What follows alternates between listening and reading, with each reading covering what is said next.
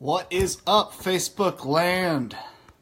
Timothy Wenger here from The Man Effect, bringing you another Facebook Live interview. And I found out I can make myself sparkle. Where'd the other one go? Oh, this one should be cool too. What the heck?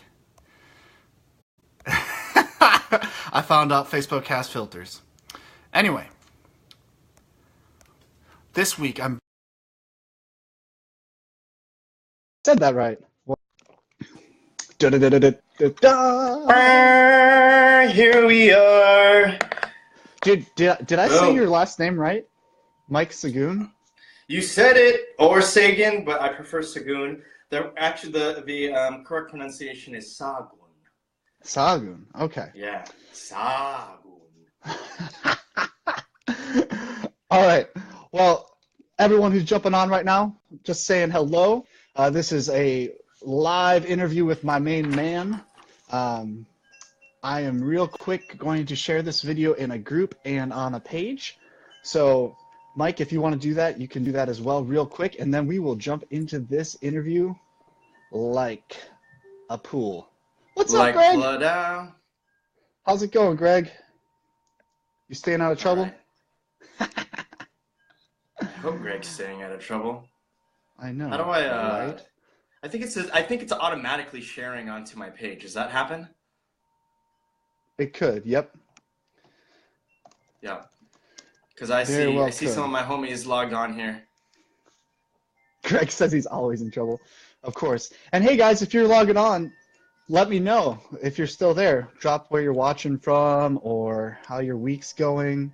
Chase says it is. Hey, Chase! The man, Chase. Yeah, let us know where you're logging in from. Yeah. I'm over here in Oakland, California. Oakland, punk. Smoking. I'm up here by Portland in Vancouver, Washington. Oh man! Just All right. across the river bend. So, for everyone who doesn't know, this is my friend Mike, and Mike and I met. He emailed me randomly. What up, Brian, from California, Nevada City as well, Chase. Damn, Santa Barbara. Killing it. Dang, dude. People from everywhere. The Atlanta, East Coast. Georgia. Dang. ATL. That's pretty cool. What is up? Glad you could tune in, Blair. Blair's been a faithful watcher here, so appreciate that. Hey. Anyway, man, I'm ADD as fuck today. So Mike reached out to me actually last January, so 2017 January. He had found my website on a random sick day, and we've just been interchanging and have become friends ever since. And I really felt like everyone could highly benefit from his wisdom. So thank you. that's why we're here. But Mike, could you just kind of explain who you are and what you do, just kind of in a real short summary? Yeah. So my name is Mike Sagun. I am a men's personal development and career coach based here in Oakland, smoking, California. In my former life, I was a teaching artist for a company called Kaiser Permanente, where I toured all around Northern California. We taught communities about making healthy decisions for their life. And now what I do is I work with men who feel stuck in their life, anywhere in their life, whether that's career, that is relationships, that is money, that is physical environment, maybe it's their spirituality, wherever they feel stuck in their life. I provide them that space to grow, and I watch and nourish them grow. I also am the founder of The Authentic Man, which is a men's retreat that we host here in Northern California. And I'm also the co-host of the Unstuck School with my buddy Chris Wilson, which is a live weekly Monday show that we host every Monday at 12 p.m. Where we talk about how we help dreamers become doers. And so you can check out our stuff over at www.unstuckschool.com. Love it. Yep. And for everyone who's watching, I will put links to all this later on. So if you want to find those links, they will be there. And apparently Brian thinks you catch a lot of crap for being focused on men in Oakland. That's funny. Whatever. Men are everywhere, okay? Hey, Right? we are everywhere. So, Mike, are you ready to jump in? Do you need to stretch? Do you need to get things worked out, or are you good to go? I'm great, man. Let's do this. It's like I feel like I'm at like my corner right now. We're about to like do this masculinity like bout. Yeah. Yeah, let's jump right in, man. So what I do is I ask everyone, actually very similar to my photography side, is I ask everyone the same question, which you've been asked before, is if you were to describe what it means to be a man in one word, what would it be and why? Yeah, I thought about this question and I'm not sure if my answer has changed. But in the answer that I originally had thought of was human, which is like some of you guys might be like, well, duh, of course, yeah, man is a fucking guy, it's a human. But I think the word human resonates with me because I think sometimes we as men navigate through this world feeling like we can't really be human, in that we accept and we have all these different emotions, we have all these different struggles, and I think part of our culture is we kind of like isolate ourselves as men to say, okay, cool, we are one way, we're this way, and we are tough, we are strong, we are the lone wolf, we are independent, we are all these things. Yes, we are all of those things, and we're part of a tribe, which means we need a community with us. We are also followers, right? Which also means that we tend to gravitate towards people that are leaders in our life. But we're also the leaders too, right? And so we're all of these things, which makes us human. And what I mean by like talking about human is we have all the emotions and the struggles that every other person in this world goes through. And I think sometimes we forget that. Or we might be ashamed of that. Or we might be ashamed of that. Yeah, absolutely. Yeah, and that's I think that is a word that we as men don't talk about. Shame. Right? It's like oh shit, we're talking about shame right now. What are we ashamed about? What do we feel shame for? Right? And feeling that is actually human. It is part of humanity for us to feel shame, for us to have that kind of weight on us. Yeah, absolutely. Something I've been bringing up a lot recently is that perfectionism is just an elite form of shame. And it's just if I'm not willing to do something perfect the first time, I will produce something that I'm ashamed of. So therefore, I won't do it. Yeah. And what's up, David? Thanks for tuning in. And everyone else jumping on, just feel free to say what's up. We will definitely try to interact with you. And if you have questions, please ask. And if you like what you're hearing, please share this. So trying to get the word out. Like. Yeah, man. Hey, so I like this. Like, so I think sometimes we forget that imperfection is where all the growth is. Right? When we live imperfect lives, we allow ourselves the space to grow. When I think about imperfection and I think about perfection, I feel like perfection is limiting, right? Like you have to get every single thing right, which means when it's limiting, that means there are no possibilities. There's only one answer. Yeah. But with imperfection, there's a limited amount of possibilities. There's infinite amount of possibilities here. The world is expansive when we could approach something with this imperfect mindset, right? Yeah. Our lives don't have to be fucking perfect, y'all. You know what I mean? Like, and actually, like, in order for us to keep moving forward, we need to take these imperfect steps in our life in order for us to grow and learn. Right? Yeah. Yeah, I just want to give a shout out to Joseph was just saying he used to try to be Superman and it didn't work out very well. So now he's human. And Blair is saying he just got hit between the eyes. Love it, Blair. Brian, you said, I feel in our present day society, especially in my area, we are told that being a male is bad and something to be ashamed of.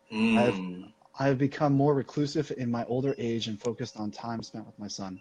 Yeah. Okay. I do. I Go for it. thank you, Brian. Thank you so much for opening up and talking about that kind of stuff, man. Because one, it's really hard to talk about that kind of stuff, and two, there's a real statistic out there that men are getting more and more lonely. Yep. Right? It's real. Absolutely. It's real. The highest demographic of suicides here in America are done by mostly white males. Okay, mostly males, but mostly white males, ages 45 to 65. Right? Yep. 45 to 65, right? Also, this is also another statistic I read yesterday. That same demographic is also the same demographic that holds the most guns in our country. Interesting. Isn't that crazy? Yeah, that is. So there's this idea of loneliness and scarcity that's happening with men. There's a lot of fear happening. Right? And I think our traditional idea of what masculinity is has been the quintessential man is the lone wolf, where we're independent, we go out by ourselves and we do our own thing, right? The reality is that shit is driving us to feel more lonely, and that's driving us men to commit suicide. Yeah, absolutely. Absolutely. Now also this old idea of what masculinity is also honor, integrity, virtue. This is holding high values for ourselves and our family, protection, service, right? These are all things, but also all of these things, we need community to value all those things. Oh yeah, absolutely. It's something I've been actually really focusing on because men are chronically depressed and lonely in their later years of life. And I've been trying to create a solution for men to not have to be in that, because the reality is I can't remember the study I was reading. I was trying to find it the other day, but essentially after you're like 30 and married, you have 0.5 friends. Yes. Like there's like this really huge deficit in men's lives. And that's why I just asked a question on my Facebook like this last week, and it was, do men need authentic friends? Right. Super basic question. It blew up. There's over like 130 or 40 comments on it. Yeah. And it's because people know that men need friends. People know they need friends in general. Women do too. Right. But the reality is, even though we know it, we're not chasing or pursuing it. Right. We're not becoming vulnerable. We're trying to nurture those things. Maybe because we don't know how to. Maybe we're scared. I don't know what it is. And so I've been trying to study and research this so I can create content to help men break through in that area. Yeah, Brian, again, man, like, thank you so much, man. Yeah, I'm that's really sorry that you're living through that right now, my man. You know, it's so difficult for us to lose people, and especially to lose people that take their own life, right? Yeah. And I want to go back to what you were saying, Tim, about that age 35. So that is the age where men start to feel the loneliness, right? That's when they actually acknowledge the loneliness. Now that loneliness starts to play in earlier in life. When we're young boys, when we are prepubescent, I bet you all of us on this chat room can remember all the tight guy friends we had and the close relationships we had, right? We were uninhibited to create these tight relationships with other boys in our life, to create this community, right? I remember as a young boy, like, grabbing my boy's arms, or my arm around my boy's shoulders, and like claiming to the world, this is my best friend. Yeah. Right? Showing like absolutely being expressive about how much I love my friends, right? So affectionate. Check this out. So this is why I say men are humans, right? This is my word, because we naturally want that. We want that. Absolutely. We want this affection. We want this intimacy. We want this connection. Yeah. Right? But what ends up happening is puberty comes, and then we create these unspoken rules about how we are with each other. Right? We start to like create these boundaries of like, hey dude, no homo, right? We don't touch each other like that. We don't put our arms around each other, and we don't tell each other that we love each other, because that's gay, dude. That's gay, right? Or like, there's this other word that I love right now, which is a little offensive. It's called bromance, right? Which is like, it's a way for guys to like try to like understand what it means to love their guy friends without sounding gay, right? Yeah. Yep. Right. But what bromance really equates to is affection and intimacy. That's what we really want from other guys. So we want that. We're craving this at a young age. We've always craved it. We're going into high school, and then more unspoken rules are coming about, right? Like, okay, and also on top of that, our attraction to the opposite sex, our sexual identity comes in. So then all of a sudden we have this like, okay, now we're separating ourselves from our guy friends because now we have this love interest, which is totally fine, right? Yeah. But and now my affection is being given to this love interest, right? Yep. And then all of a sudden now there's unspoken rules about like how we hang out and who we hang out with. And then now the conversations around the circle are now are now being talked about how many girls we had sex with, or if we've had sex, or who we want to have sex with, right?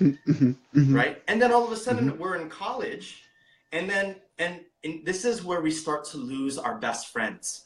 When we start to make the transition from being in high school to college, because now we're focusing on studies, we all move away from each other, we're all living in different places, right? And so then we go through college and we create these other relationships, but in college there tends to be this hyper masculine culture, right? There's fraternities, we're hanging just out insecurity, with girls. But insecurity, right? Like how many girls can we sleep with? How many beers can we drink, right? How many like all these things that are essentially suppressing our natural identity as men, our natural masculinity, right? And our natural ability to be human and to connect with each other.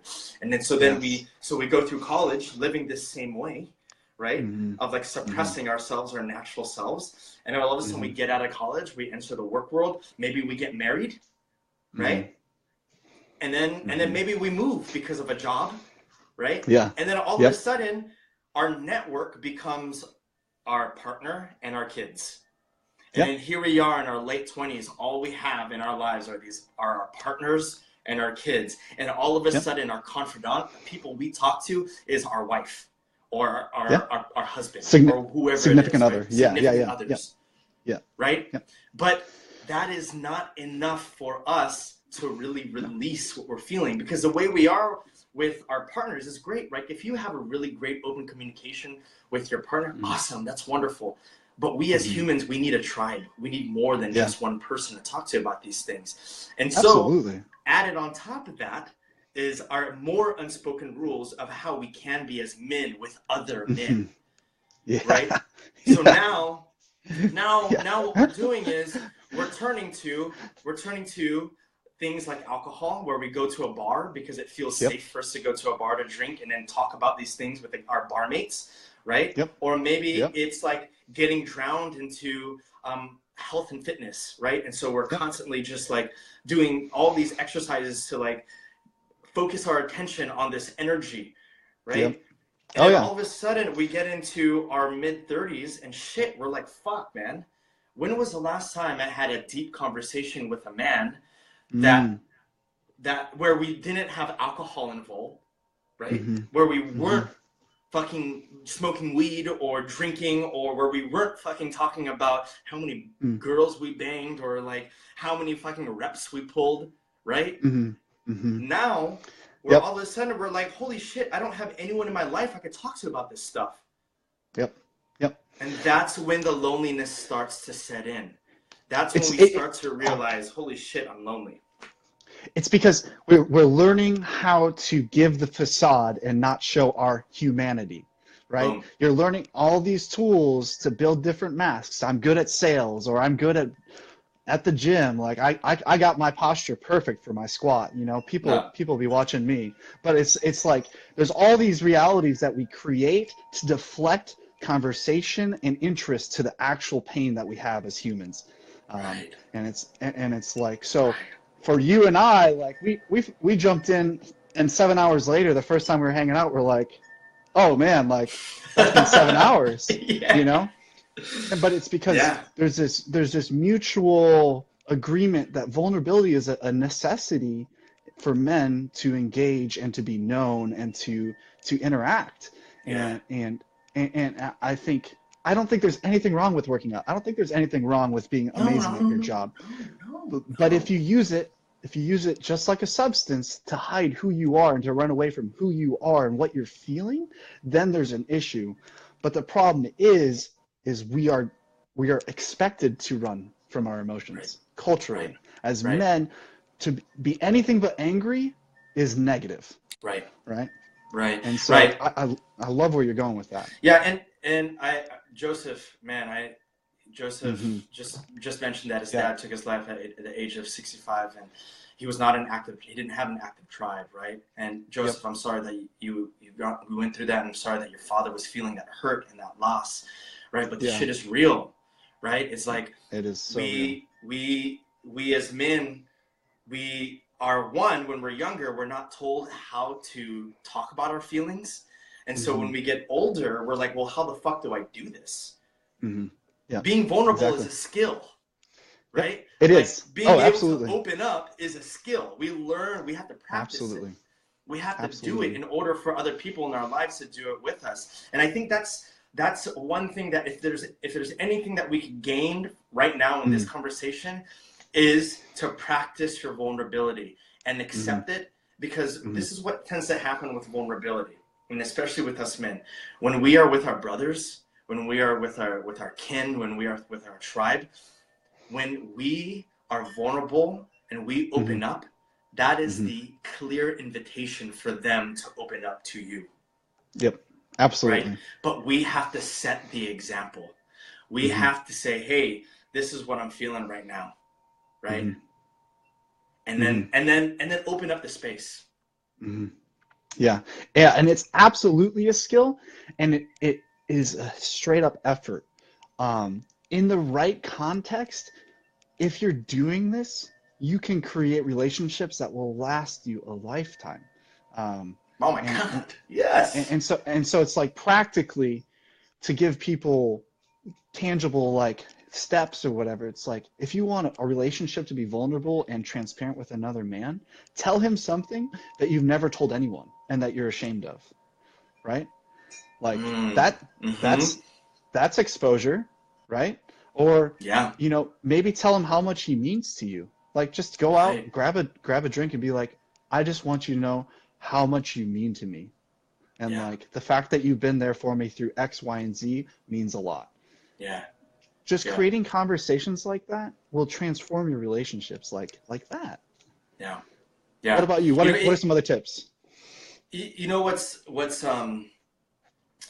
so what really hurts me is when, well, one thing that really hurts me is we live in this culture where we see men that are alone or are lone wolves as strength, right? But we also see older men to be by themselves as creepy, right? So there's this crazy duality of like, okay, so if we're promoting that the lone wolf is the ultimate man, but then we also see this guy that's by himself and he's older and he's in his 60s and he doesn't have anyone in his life. We also see that as creepy. Then where are we allowed to be a man? Like, what does it mean to be a man then? Right? I was listening to this podcast on KQED, and they were doing these interviews of these guys that were in their 50s who were alone, and this guy was feeling so lonely that he started to reach out to his neighbors, and all his neighbors were like, what the fuck are you doing, dude? This is weird. Like, don't tell me that you are living by yourself and that that you are living next to me. That's creepy. Weird. Right? And so all he was doing was just being vulnerable with himself. And he was trying to open up to people, but everyone saw that as being, holy shit, he's like invading in my space. Right? I think some tips to like to really open up this discussion with your buddies is, this is real, okay? Go fucking outside and start a fire. Sit around that damn fucking fire and start fucking a conversation about it. Just start a conversation. It's crazy how a fire, right? Being around a fire with other guys can ignite something inside of us, man. Right? Yep. And it is Yes. so basic, and I think it's because it's like in our roots, it's in our blood, it's in us to be in nature with our friends and to Yes. be surrounded by warmth. Yep. Right. Yep. But also if that's something that's primal. Yes, exactly, Brian. Totally primal. Mm-hmm.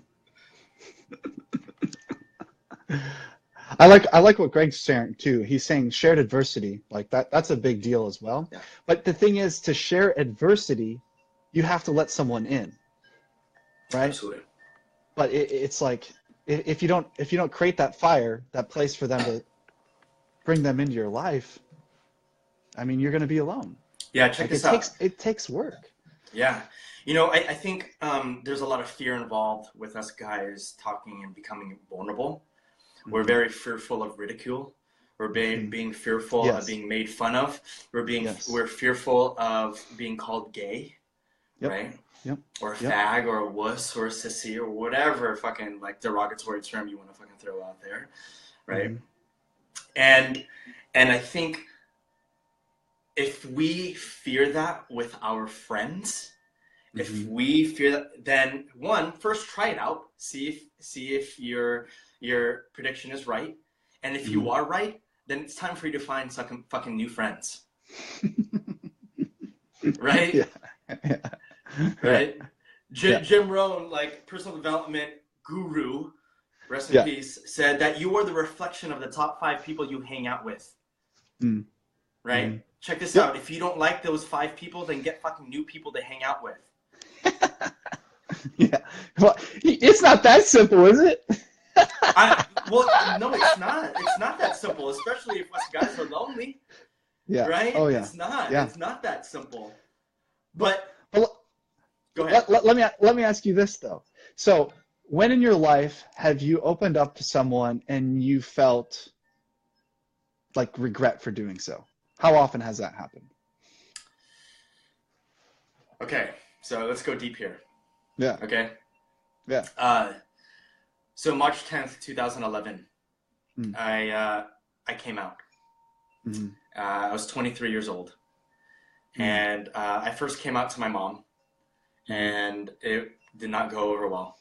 She was in complete denial. She told me that I needed to go talk to my uncle. My uncle was my best friend growing up, was like my ride or die. He was my father, essentially. He was a person that I looked up to. He's a person we literally talked on the phone every single day. I told him about everything. And so my mom told me to go talk to him about it. Yeah. So the next day I did. I called him up and I was like, hey, uncle. Started talking about my feelings, started talking about how I felt trapped my entire life, how I felt like I couldn't be who I was. And he was like, what the fuck are you talking about? Like, just get to the point, right? And I told him, I was like, hey, uncle, I think I'm gay. And like complete silence. Like no words. And I was like, yo, like, are you still there? He's like, yeah, I'm still here. And I was like, are you gonna say anything? And he's like, I can't say anything right now. And I was like, holy shit, like my most vulnerable state of my life, right? Where I needed people that I looked up to the most. This was the time when I really needed someone in my life. And I opened up to the 2 most important people in my life, and both of them could not say anything. And so I was like, whoa, like you can't even say that you love me? And he was like, no, there's no doubt in my mind that I love you, Michael. Like, I will always love you. And he's like, but this is something that you need more help on. You're sick. Yo, dude, I hung up that phone crying. March 10th, 2011. I haven't talked to him since. Really? Yeah. It's been 7 years, right? It was like the most vulnerable moment of my life, and I opened up to him, and I completely fell into a moment of regret. Yeah. Where I was like, holy fuck, I made a fucking crazy ass mistake here. That was the worst decision of my life. Why the fuck did I do that? And I fell into this crazy, crazy spiral of depression. Thought about committing suicide. I didn't have any support networks, right? And I was just like alone. I was lonely. Mm. Here I am just admitting one of the biggest secrets of my life to the most important man in my life, and he couldn't say anything. Mm. Mm-hmm. But it was the most single important thing that I had to do for my life. Right? I had to learn that my own power. I had to figure out what was inside of me to derive some power to like rise above that. And I did. I'm so fucking proud of myself. Totally took myself out of that. That's super painful to be rejected by someone that close. Yeah. Like, oh my gosh.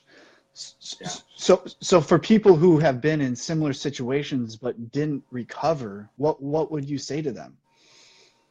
Like, say they opened up, right? And but they got stomped on. I mean, who hasn't opened their heart up and gotten stomped? Like Brian just said that he regrets opening up to every woman he's ever dated because they've used it against him. Like, I felt that. Like, I'm like, I don't want to show my weakness.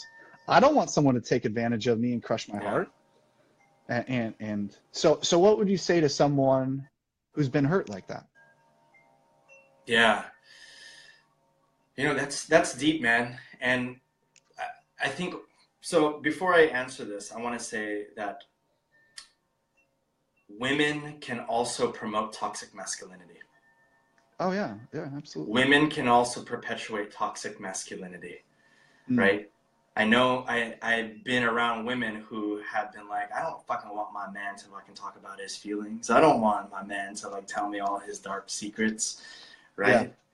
Right. Yeah. So it perpetuates this idea that we can't talk about how we feel, right? Now, if we find ourselves constantly finding like we open up to people and we're not getting the kind of response that we need. Yeah. Right? And we keep getting fucking piled on. Here's something that you're probably going to be like, fuck that shit. But I encourage you to do it. Find more people. Because that's the key. The key is to find the right people. Those people aren't going to find you. Yes. You got to keep reaching out to people. And you got to keep reaching out to these guys in your life that you trust. And if they keep putting the hand up, then you got to find more guys, right? There are groups that we create, right? There are men's groups that we create that support men like us that want to talk about how we're feeling. They're everywhere. We just got to find them. Yeah. Blair, thank you so much for sharing that. I'm sorry that got that hard. Yeah.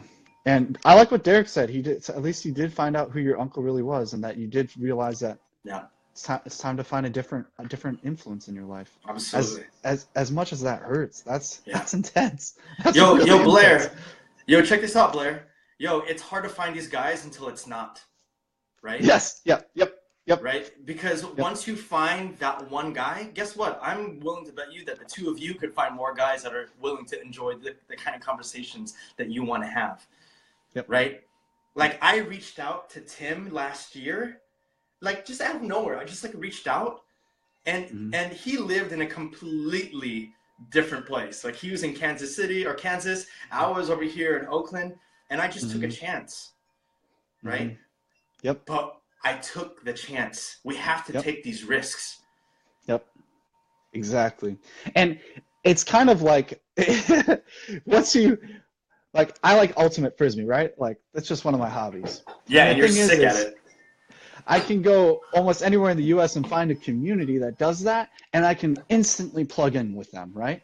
But if I go over and I find the pickup football players, I have no clue how to really understand their language. I mean, I'm an athletic, so I could probably pull off some bullshit, but like my niche is ultimate frisbee, right? And so I think vulnerability and men who want to be authentic and relate is the same kind of thing. You start to learn where to look for it as you grow, and it's really hard initially, but the more I've gone on my journey, the more I've moved around, the more I've found people everywhere. Now, it might be one person, it could be two, it could be online, it could be through email, but I'm finding more and more people who are drawn to this. And so I completely agree. It's a matter of persistence and not giving up. For sure. Right. Yeah. So check this out. Like Tim and I, we met through the interwebs, right? Yeah. And we had a deep connection through the internet, right? And then that brought us to meet each other in person, and then we had that shared connection, right? So yes, we can use the internet as a tool to find these other people, and it's also important for us to create the real connection, right? To have this to actually dude, giving your bro a hug, right? Like actually being there with him and being in his physical space is so imperative to our physical health. It is, and actually studies are showing that our physical health is directly correlated with connection in the people in our lives, right? If you feel, the more lonely you are, the more likely you are to, one, commit suicide, to have heart disease, to have to be obese, to have also to have financial trouble and problems, right? So and now they're saying that loneliness is more dangerous than smoking cigarettes and obesity. That's crazy. Man, Brian also just shared that his best friend essentially just failed him. And Brian, I'm really sorry to hear that. And that can be a difficult one when friends betray you. There are good people out there though, man. But it's hard when a friend does betray you. So I've been betrayed by guys so many fucking times. You know, when you like show up in their life and you give them 100%, and so the relationships always need to be reciprocated, right? Both parties need to be giving and receiving, right? If only one person's giving and the other person's receiving, there's an imbalance, and that's why we find unhealthy relationships. This not only applies to our platonic relationships, but our romantic relationships too. We both have to be both giving and receiving, but we can find ourselves.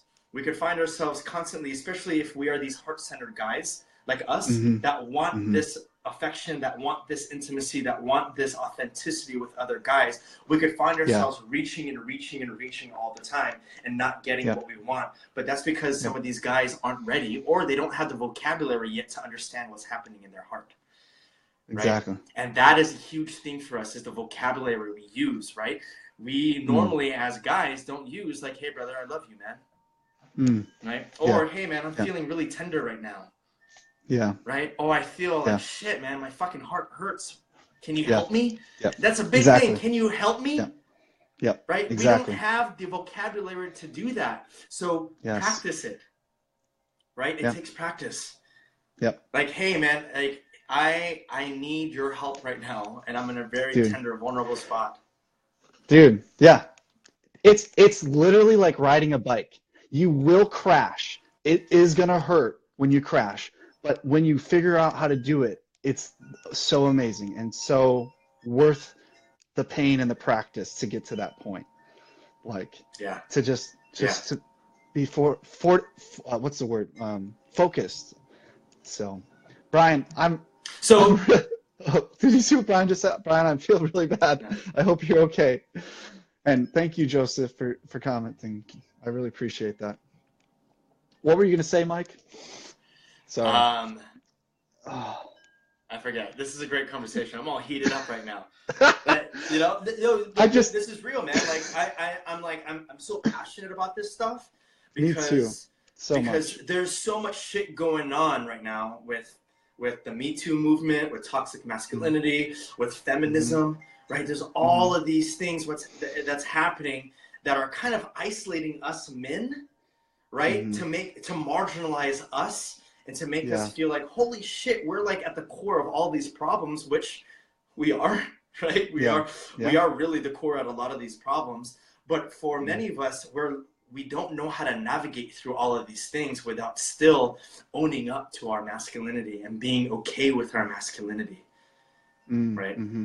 Right? We don't know how do we navigate through the Me Too movement while both supporting our moms and our sisters and our girlfriends and our wives and our friends, while also owning who we are as men?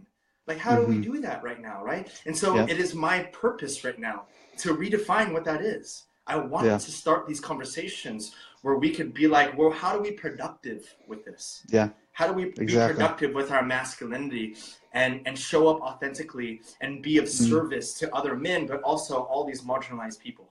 Mm-hmm. Yeah. Yeah, absolutely. Laura says it's great too if a relationship does fail, then it's really best to do it early and move on. And then those people are not supposed to stay together. Like Yes. there is a reality of like pain can produce something good. And I remember I wrote this statement that was like the best fertilizer for a dream is the death of an old one. Like there's a reality of like new things can come from shit. I love that, man. And so it's if we allow ourselves to embrace our pain and work through it, good things can be on the other side. Yeah. But if we run from it, that's the issue. So how do we, man, like how do we as men embrace our pain? Yeah. What do we do? So this is a great example. A couple weeks ago, I was almost, what's the word? Incapacitated almost by my levels of stress, fear, anxiety. And I made sure in those 3 days that I didn't drink. I didn't do all sorts of things to run away from those emotions. Numb yourself. Exactly. Medicate, whatever word you want to use. I just allowed myself to be in that moment, and I knew it was going to pass, and I knew it was awful. But allowing myself to feel the bad has allowed me to feel on the other side of that the good. And so it might look like allowing yourself to grieve the loss of a really good friend who just betrayed you. It might look like allowing yourself to be angry and scream and yell. Like, that's okay. It's okay to be sad. It's okay to be angry. It's what you do with it. That's the issue. Right. And so go for it. Yeah. Oh, sorry, I cut you off. My bad. That's good. So what I'm hearing is acceptance of what's happening internally. Absolutely. Embracing it. Embracing and accepting how you're feeling in the moment, which is contrary to how we're taught as young boys how to resolve our emotions. 1,000%. Right? Yes. When we show these emotions of feeling sad, we get told these messages of like, man up, don't be a sissy, grow a pair. Grow a pair, right? Or our parents would say some shit like, you're making me feel angry right now, right? You showing your emotion is making me feel angry right now. So all we learn is like, holy shit, now I gotta hide this because I don't want my parents to feel this way. Yes. Right? Yes. And then we don't learn how to deal with it. We just keep pushing it down, pushing it down. And when we suppress our emotions like that, we're gonna fucking explode. And that's why toxic masculinity looks like mass shootings. That's why toxic masculinity looks like rape or sexual abuse or sexual assault or any kind of violence, right? Yep. Because it's the expected outlet. Exactly. Sorry. Oh my God. Yeah. You're right. It's so messed up. Yes. It makes me think of, I was a manager at Domino's Pizza like 6 or 7 years ago, and I watched this grown man, mid-20s, 25, 26, could not handle the fact that something wasn't going his way. He clenched his fists, stomped around the kitchen, and his face was beet red. He literally looked like a 2-year-old throwing a temper tantrum because he hadn't learned to face and confront the emotions, or he didn't have the tools in how to appropriately navigate it. And I was just, oh my God. Like I was just watching this and I was like, this is insane. Yeah, man. You know what that else looks like? It looks like getting upset at our girlfriends and then beating them up, or it looks like going to the bar and just drowning ourselves in alcohol. Yes. Right? Yeah. It also looks like isolation, so pushing ourselves away and not talking to anyone, which is a common one we see a lot with guys, is that we don't know how to deal with our emotions, and also that's also layered with embarrassment, and so I don't want to feel or look embarrassed in front of my peers, so I'm going to isolate myself, right? Can't show weakness. I can't show weakness. Right. Yeah. Which are all lies. Like every human's weak. Every human has shame. Every human has emotions.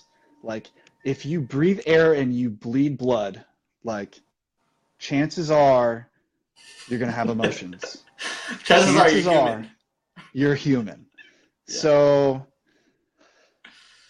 just accept that. Step one. Right. Oh my gosh. Hey, It makes me think. Oh, fuck. Go, man. Go ahead. Please. No, What no. does it make you think?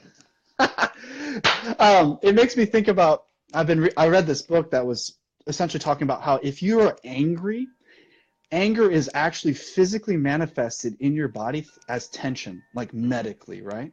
So it's impossible for you to have anger and not have tension in your body. Yeah. Right? And so I'm like, well, if that's true for anger, what are these other emotions and feelings doing physically in our body? How are they manifesting? And that's like what you were saying. Like loneliness could be as deadly or more deadly than smoking. Yeah. Like, hey, so Buddha said, anger is like holding a scalding hot coal with the intention of throwing it at someone. Only one person gets burned. Right? Oh my gosh. That's what anger is. Anger is holding on to something that is scalding hot in our hand with the intention of throwing it at someone, but you hold on to it and you're the only person that gets burned in this. Yeah. Right? That's crazy. What's up, Blair Renee? says, what's up, Renee? Thanks for tuning in. Blair was just saying that isolation is a big hiding place, and it's his worst trigger to his addiction. Absolutely. When we feel alone and we're away from everyone else, that's when we cave to our shadows. That's when our shadow has power. But when you expose the shadow, your weaknesses, and you keep it in front of you, and you have other people say, "Hey, like I know," you bring them alongside you. That's when you find strength. Like for me, like just isolating myself, which I also have a tendency to do. Like bringing my friends in and just saying like, "Hey, like I'm going through a really hard time right now. Can you just like give me a word of affirmation or something?" Doing that gets me out of my head. And it's just little things like that are powerful. Yeah. Laura says, go for it. You're so right, Laura, about these emotions, that we're not meant to hold them in. You're right. Yeah. Because when we hold them in, they get like what you were saying, Tim, is they manifest into something different. Like they can manifest into aggression, loneliness, isolation. But what I was going to say is sometimes, so there's a difference between isolation and loneliness and solitude. Okay. Right? So, and I don't want us to confuse them, right? Isolation and loneliness is the feeling of being alone, where you don't want to be with anyone, and you just want to like continue to sit in the darkness. Solitude is being alone, but being present and being here. And saying, great, I'm taking this time to rejuvenate. I'm taking this time to gain more energy, right? So there's being an introvert and there's being an extrovert, right? So an introvert, and most of us are ambiverts, which means we both go both ways, right? We need both of them, right? Sometimes we need to isolate ourselves so that we can get more energy, because that's how that's what we need for ourselves. That's me. Right? That's me. Yeah. Right? Yeah. But sometimes as men, we use that as a crutch for us to say, no, you know what, I need to gain more energy and I need to isolate myself. But then we stay isolated. We don't come back out into the light. Yeah. Right? Yep. Yeah. Yeah, it's learning the balance of life. Like, and that's all this really is like becoming more self-aware, how you operate, knowing when you should and shouldn't do something. And it's like, it's self-mastery at its core. Like in all reality, like the art of like focusing and figuring out who you are, which is terrifying. And I want to make a point from that, which is we're also not taught to celebrate ourselves. Yeah. Right? We're also taught at a young age that if we celebrate our success, we're considered self-centered. We're considered egotistical. We're considered conceited. right? Yep. So we're not allowed the space to say, shit, I'm really fucking proud of myself right now for doing this. I'm really proud of myself for making the basketball team, or I'm really proud of myself for getting straight A's this year, or I'm really proud of myself for getting this promotion in my job, or I'm really proud of myself for having this really difficult conversation with my partner. Yes. Yes. Yeah. Right? We don't know how to do that for ourselves, which is a key to self-awareness. We need to learn how to celebrate ourselves. That is the key to building our self-esteem, to building self-efficacy. That is a key to building confidence. Because all of these things, confidence, self-esteem, self-efficacy, comes from within. It doesn't come from anywhere else. It comes from ourselves. Right? And that starts with understanding who we are and asking ourselves these deep questions, like, who am I? And what do I need to know about myself? Who am I at my authentic core? Right? Yeah. Yeah, that's good. Man, this has been really good, and I feel like we could talk about this for another like 3 hours. I know. Holy cow, it's 1:52 over here on the West Coast. So just to close up, what would be, just real quick, a couple pointers of how to help just becoming more open and transparent and just growing good community in your life?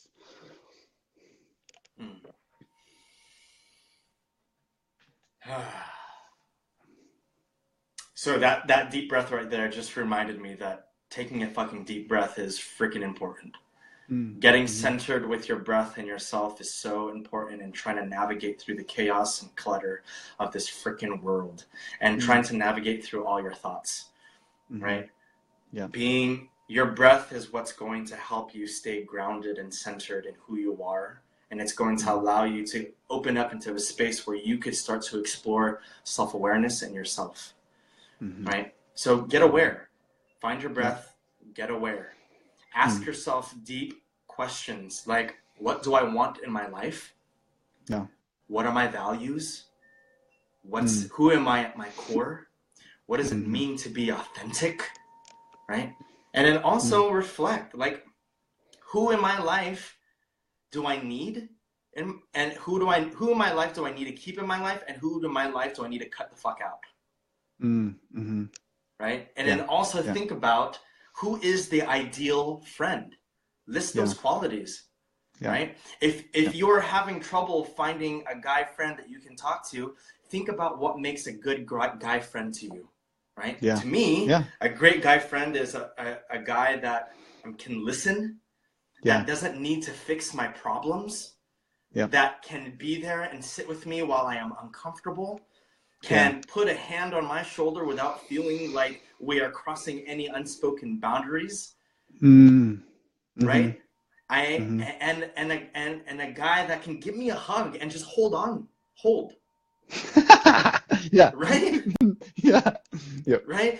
Right?